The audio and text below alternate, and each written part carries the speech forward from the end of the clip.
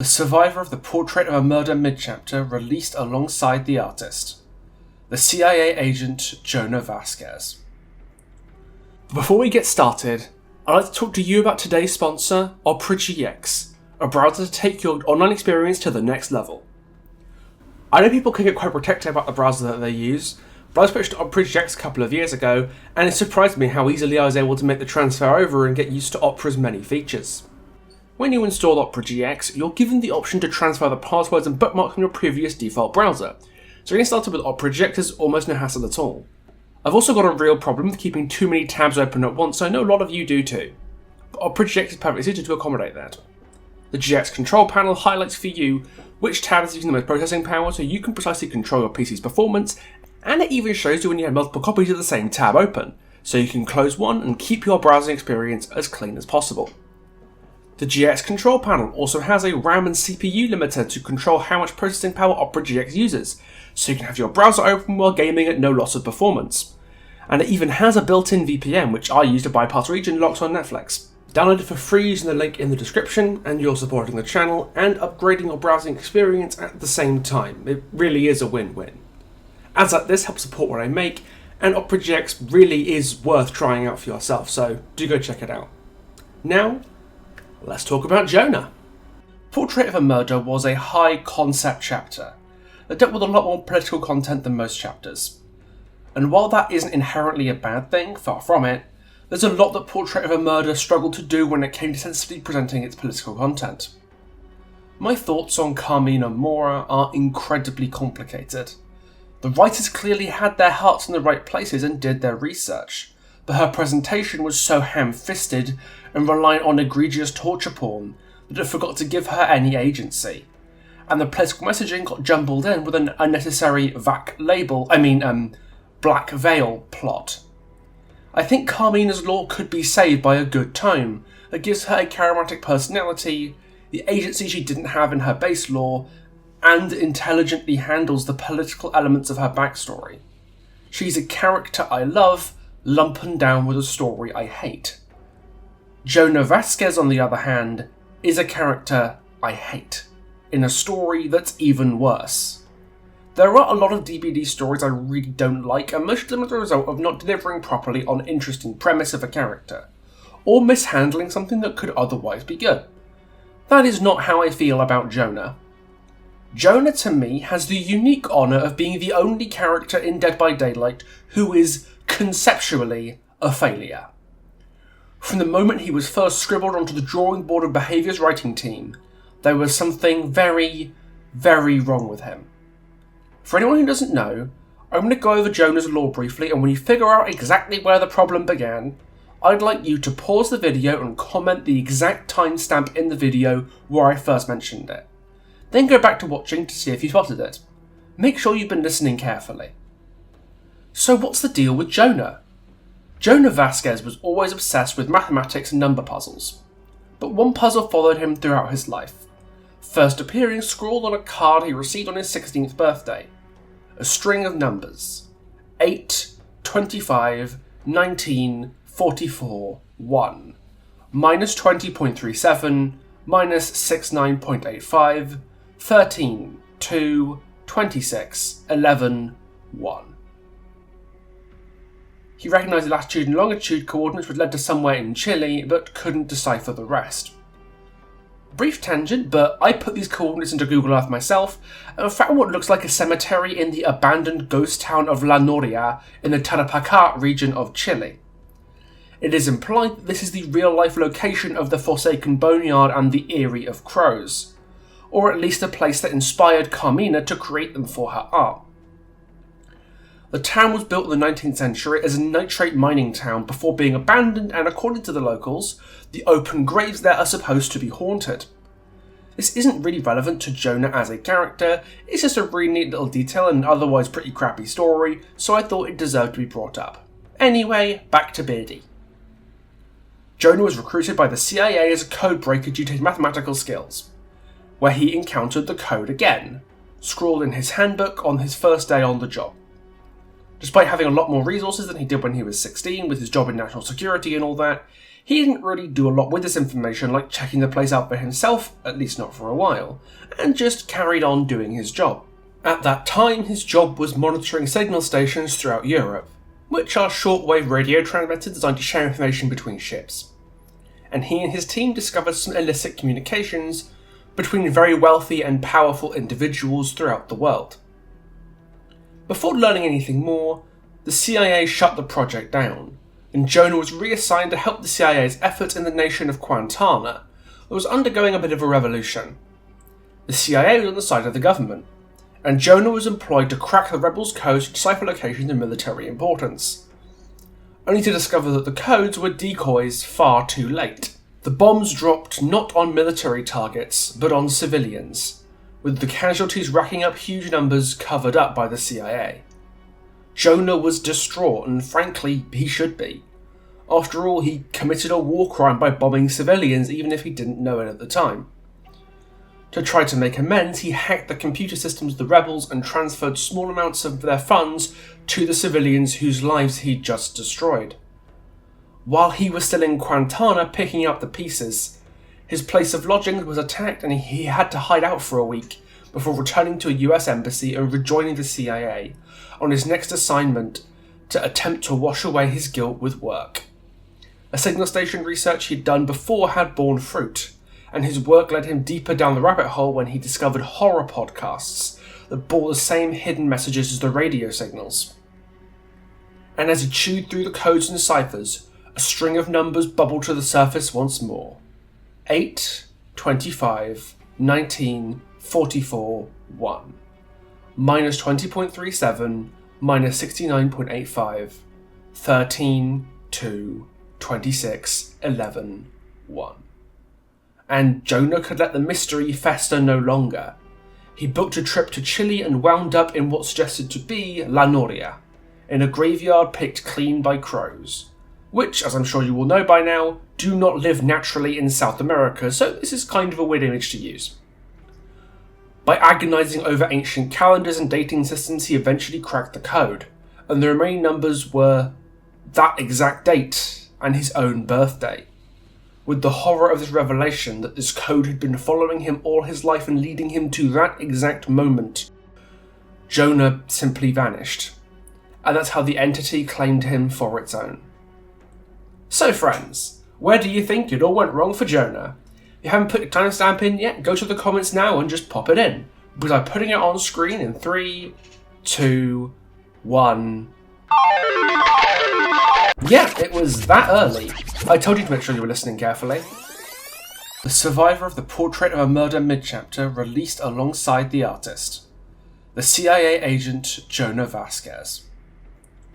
Jonah's lore goes wrong right at its core, at its most fundamental level, because he's a CIA agent released at the same time as the artist. Another thoroughly political character who makes Jonah working for the CIA come across as a bit tasteless. If you see my video on the artist, you'll be familiar with the name Victor Jara, the real-life musician and political activist in pre-Pinochet Chile, who Carmina was extensively based on. And if you're not familiar with him, I strongly recommend looking at that video, because while it's a very long one, it's probably my best video ever, so please do take a look at it. The link is in the card right now. A brief summary for you.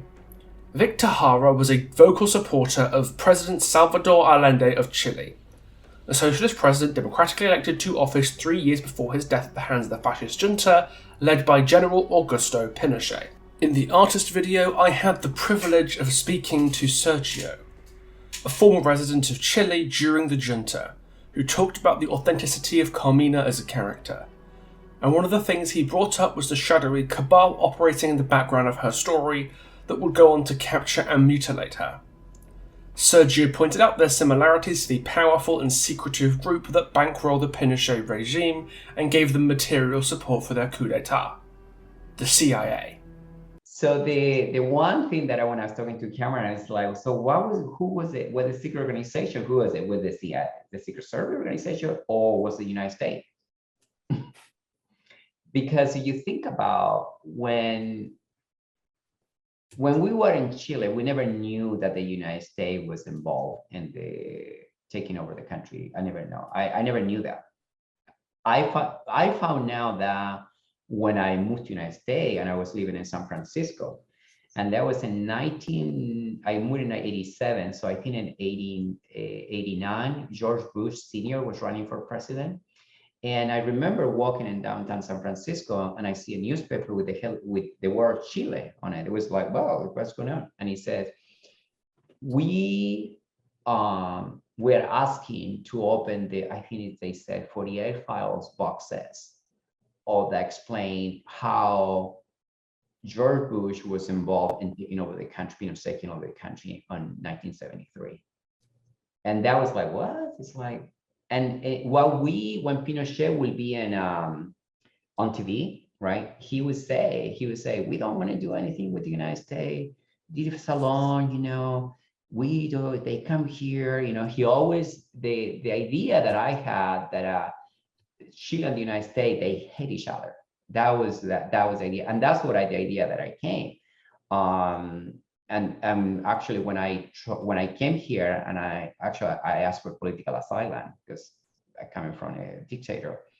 And the attorney that I have, she looked at me and she said, she kind of smiled and she said, well, she said, I'll file a petition for your, but perhaps we need to find other ways for you to stay in the country because she said, believe it or not, he said the relationship between Chile and the United States, they are no bad. And I didn't know, but they know. This is the element that makes Jonah's juxtaposition alongside Carmina quite difficult to process.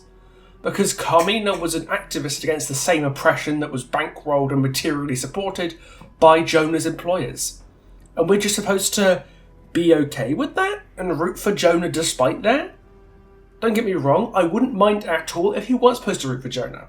I love a morally ambiguous survivor, it's why I think Yunjin is such a fantastic character. But Jonah isn't presented in any way as a morally ambiguous person whose good intentions should be doubted. There's no selfishness or extremism or even any cold pragmatism to the guy. The story just wants him to be an unambiguously good character, which is hard to grok when you realise that he effectively works for the villains, both in real life and in Carmina's story. Admittedly, Jonah's story does try to address the more nefarious elements of the CIA with the Kwantana segment in the middle, but it does it in such an arse-backwards way that it mostly has the opposite effect and makes the story come across as tone-deaf and morally myopic.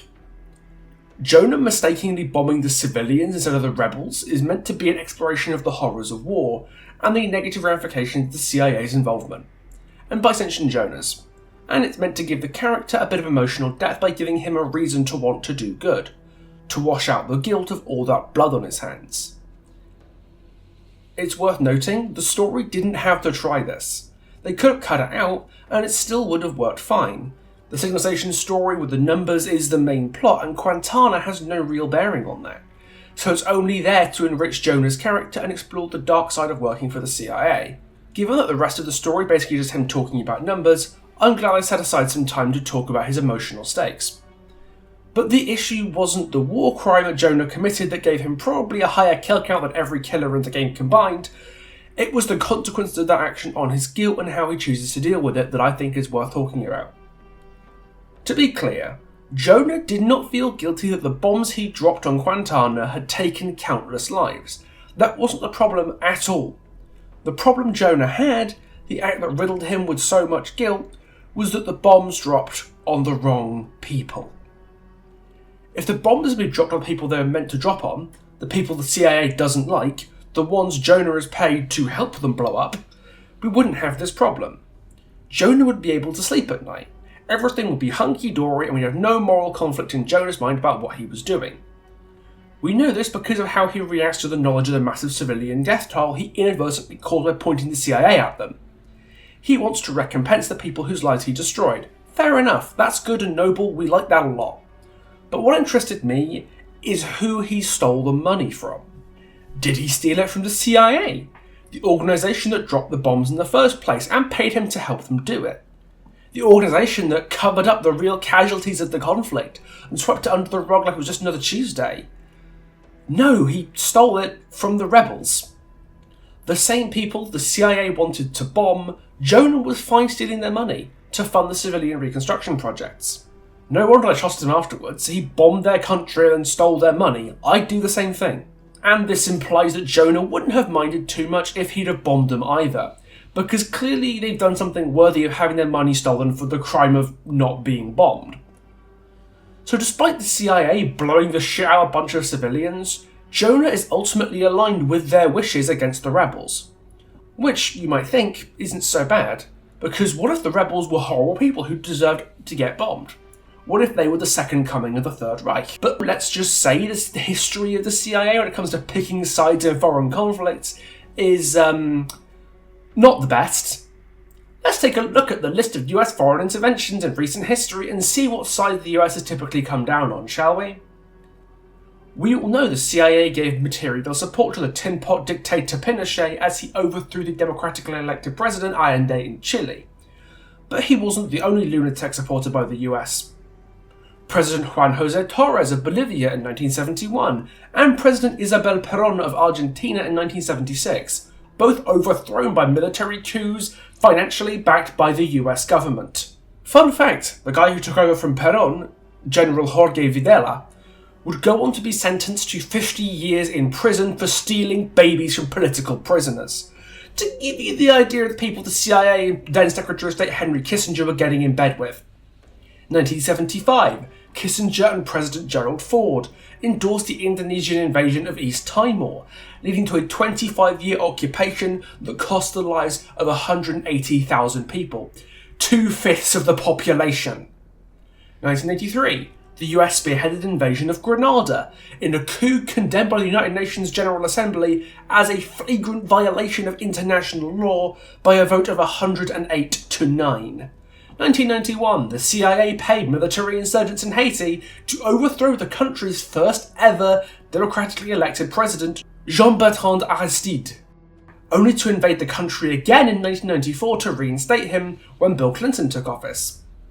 Nicaragua was basically under the boot of the CIA since 1981, who were even trafficking drugs through the country. Don't get me started on Cuba and the CIA's 638 failed assassination attempt on Fidel Castro. And the only reason this stuff isn't heard about anymore is because the CIA does a better job of covering it up most of the time. These activities weren't well known during the Cold War and still aren't really well known now. This list of CIA and State Department fuckery is not comprehensive, but it should teach you two things. First, anyone who poisons Henry Kissinger gets a seat at my table in Valhalla. And second, just because the CIA wants to bomb them doesn't mean they're someone we should hate. And the US State Department's definition of democracy fluctuates depending on whether the leader of said democracy cashes their paycheck in US dollars. This gets particularly difficult when we remember the killer Jonah was released with, who was a victim of the fascist regime the CIA propped up. The story goes out of the way to criticise warmongering and foreign intervention by the CIA, but does so in a way that displays a chronic misunderstanding of its own messaging. Jonah's mistake wasn't signing on to an organisation steeped in the blood of nations, but helping them bomb people they didn't need to. The very same organisation that earlier in Jonah's story was obviously corrupt, because they shut down an investigation into the signal stations. The Kwantana bombing and Jonah's guilt following it should be an opportunity of learning for the character, at least if he's going to remain an unambiguously good person haunted by the ghost of the city that he burned. Because, as a wise man once said, it's always the same. When you fire that first shot, no matter how right you feel, you have no idea who's going to die. You don't know whose children are going to scream and burn, how many hearts will be broken, how many lives shattered, how much blood will spill until everybody does what they were always going to have to do from the very beginning. Sit down and talk. This should have been what Jonah learned from the blood on his hands in Kwantana. The intervention in foreign conflicts for a nation's power struggles just leaves you ridden with guilt. But he walked away with a child understanding of the cost of war, which the story uncritically accepts. It's not the anti-war message it was going for. It's a pro-war with people the CIA doesn't like message. And quick reminder for you, that includes Carmina.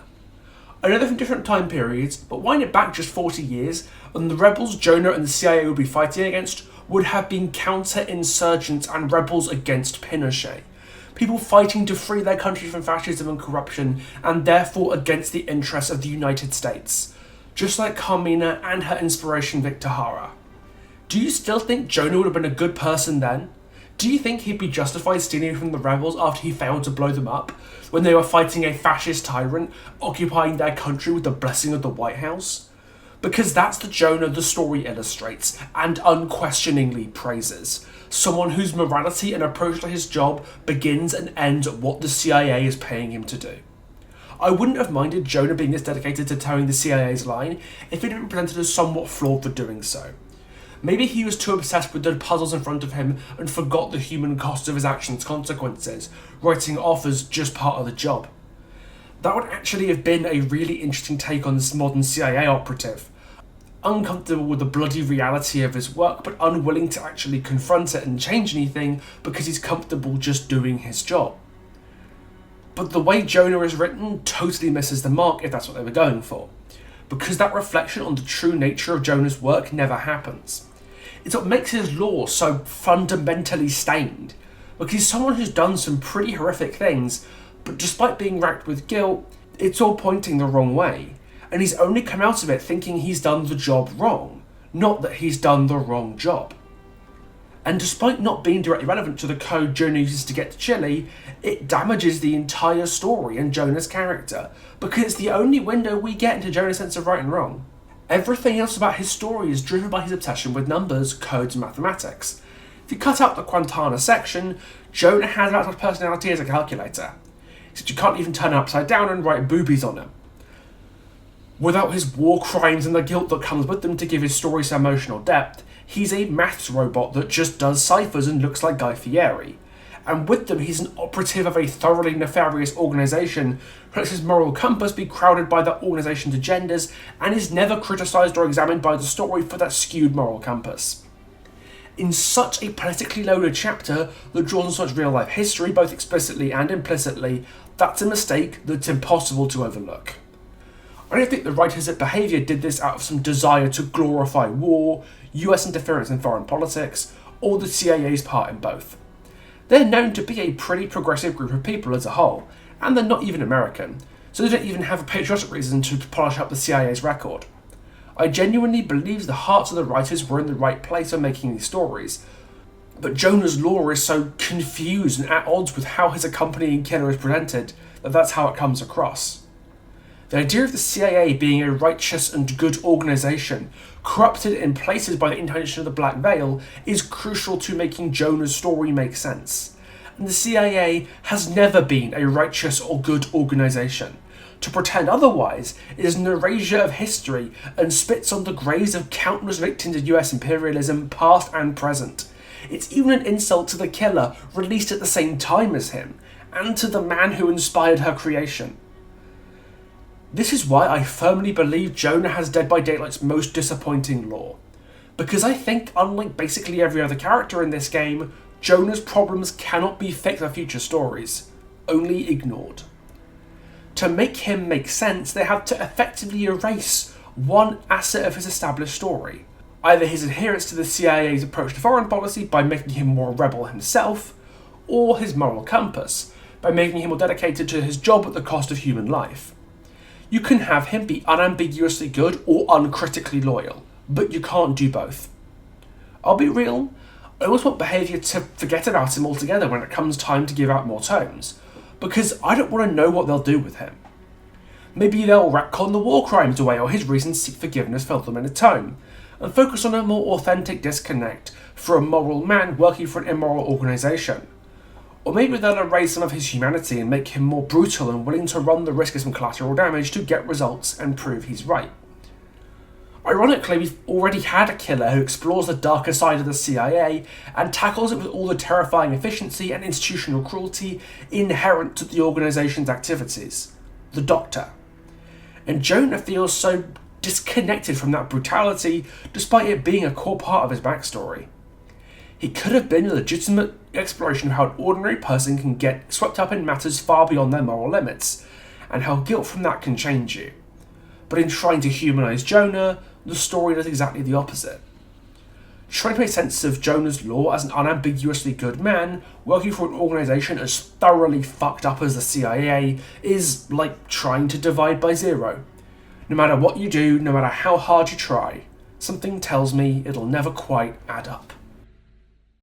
Hi friends, thanks a lot for watching. It really does mean a lot to me and I do hope you've gotten a lot out of it. If you enjoyed, then please do leave a like, subscribe if you're new to the channel, and turn on the notification bell if you want to see more content.